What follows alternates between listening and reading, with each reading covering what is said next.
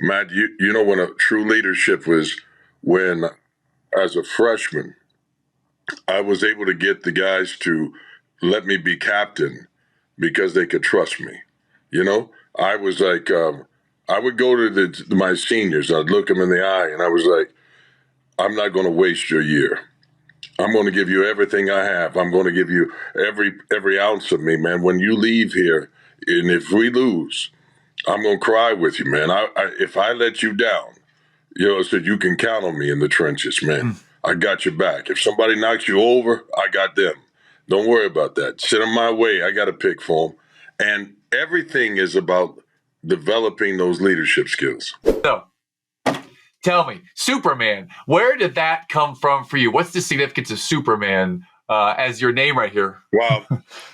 Yeah. So watch this. So Superman became my name when I was just a little kid. My grandmother gave me that nickname because I was born with disability. And everyone said what I couldn't do. And she said, baby, you're Superman. You just got to deal with kryptonite for a while. Right. And it was just the mindset of it. It was always telling me I was capable of doing anything. You're going to succeed. You're going to win. You can there are no limits for you. And you're so powerful. And so she would hype me up and even got me to do rehab by buying me the Hulk Hogan weight set.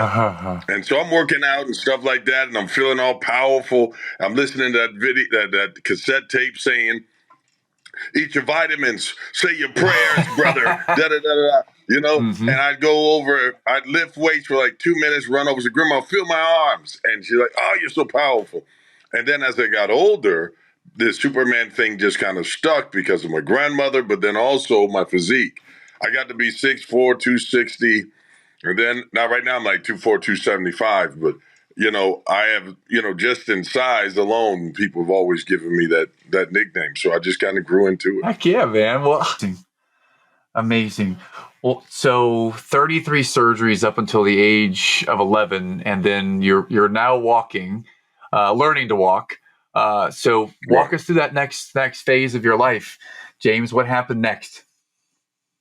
Well, I wanted to prove people wrong. One of the biggest ones was my mother, right? Because she had said, "Boy, you're a cripple. You have to learn to use your mind."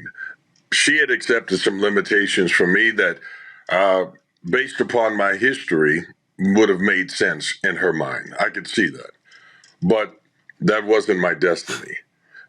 So I wanted to go ahead and play basketball because that would be the one thing that Indiana was known for, other kids were known for. And I wanted to prove that if I could play with those kids, if I could beat them, if I could defeat them in that, then I would be fully accepted. Mm-hmm. So I was looking for validation. So I went immediately into playing sports and had to prove myself. Getting cut year after year, I would just go back and work on whatever they told me they cut me for. I'm coming back bigger, stronger, and more defiant until I finally ended up getting a basketball scholarship to go to college. And so I earned that with one leg. Whew! Fantastic. Fantastic. What was that moment like when you made the team for the first time after being cut year after year? Just making the team. What was that moment like? Let me tell you, for me, it was really emotional. I played with anger. Matt, I never played any game without first envisioning the person that I was against was the person who not only took my leg without telling me they were going to. I envisioned them as a person who attacked my family, the person that was stopping me from all my dreams. And so it was impossible for me to be kind on the court. I was very, very physical. And I used a lot of intimidation because I was always strong. I could overpower guys and use intimidation to make up for lack of some of the mobility initially. Mm. And so making it for me was was about proving that I'm human, proving that I belong. And so the problem I learned though, Matt, is that anger doesn't just show itself on the outside; it eats up on the inside. Because I wasn't able to live and to truly enjoy a moment. It was always I needed them to somehow acknowledge that I wasn't a cripple, and they never did. And since validation wasn't coming from the outside, the chip on my shoulder was just getting heavier. Hmm. Well, so you made the team. You're at this moment when you're making the team, was this your junior year, senior year, high school? This is junior Junior year year, of high make the school. team. Basketball scholarship comes a year later. What was that moment like when you got the offer from the school? Well, I didn't tell them I was an amputee. They didn't know until after I arrived on campus. So, yeah, I was able. Nice. I could remember in the 90s we had long shorts and you could wear sleeves like Jordan did on the knee and high top socks, and I had learned to mimic the movements of able-bodied people.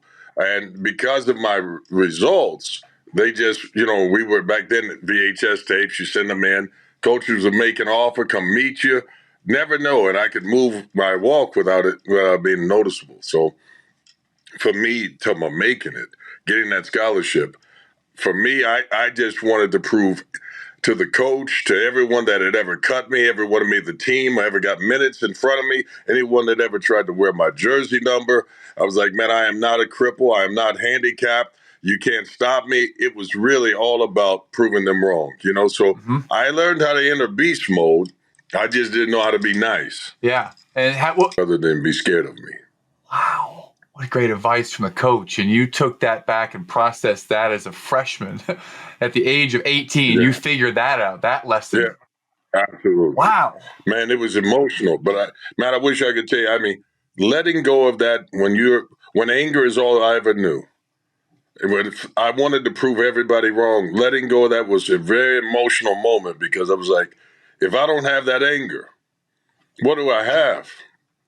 It was, to me, it was the thing that fueled me. I was never nice. If you think of the dirtiest Detroit Piston player, Bill Laimbeer, think of how Rick nasty Mahorn. they were. Laimbeer. Yeah, take those guys and combine that, turn that up a notch where I'm knocking teeth out, I'm running you over, I'm going to do all those things. I'm going to get away with whatever they allow me to get away with, right?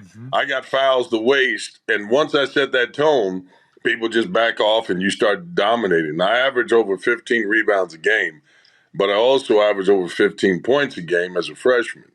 And then when I switched it from where they could trust me, they could trust that I would go to war for them. I can remember, Matt, when a true leadership was when, as a freshman, I was able to get the guys to let me be captain because they could trust me.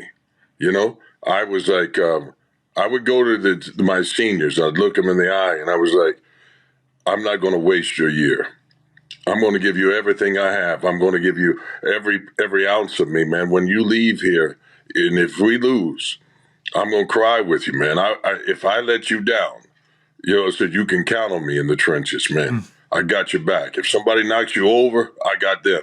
Don't worry about that. Send them my way. I got a pick for them.